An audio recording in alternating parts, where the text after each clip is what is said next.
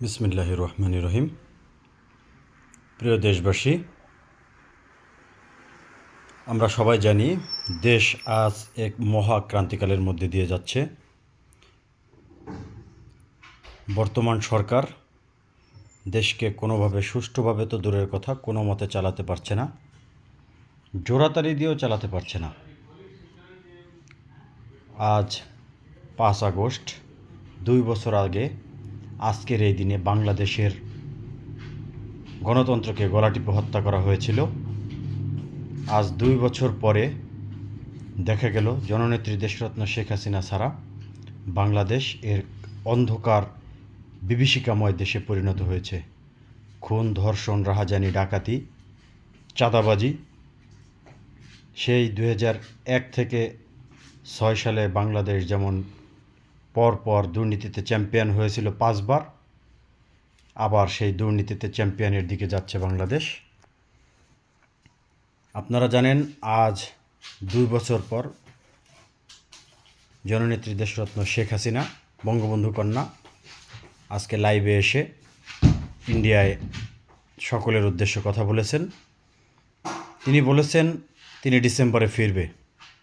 সরকার তাকে দেশে যেতে দেখ বা না দেখ, তিনি দেশে ফিরবে। তাই সকলে প্রস্তুত হন, ঐক্যবদ্ধ হন। জননেত্রী দেশরত্ন শেখ হাসিনা বলেছেন তিনি মৃত্যুকে পরোয়া করে না। তিনি জানেন দেশে গেলে সে গ্রেপ্তার হতে পারে, এমনকি ফাঁসিও হতে পারে। তারপরও তিনি বাংলাদেশের জনগণের কথা চিন্তা করে, বাংলাদেশ আওয়ামী লীগের এবং দেশের আপামর জনসাধারণের কথা চিন্তা করে তিনি দেশে ফিরবেন ইনশাল্লাহ। শেখের বেটি যেটি বলে সেটি করে। আপনারা বিগত দিনেও সেটির প্রমাণ পেয়েছেন। শেখ হাসিনা যা বলে সেটা করে এবং করে দেখান। বাংলাদেশ আওয়ামী লীগ যুগে যুগে মানুষকে পথ দেখিয়েছে, দেশকে পথ দেখিয়েছে। আবারও এই বাংলাদেশের এই অন্ধকার বিভীষিকাময় বাংলাদেশ, এই দেশকে আবারও জননেত্রী দেশরত্ন শেখ হাসিনা ক্ষমতা গ্রহণ করে তিনি আবারও প্রধানমন্ত্রী হয়ে এই দেশের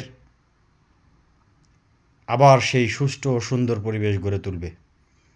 আপনারা জানেন যারা ঢাকা শহরে আছেন তারা কি দুর্বিষহ জীবনযাপন করছেন।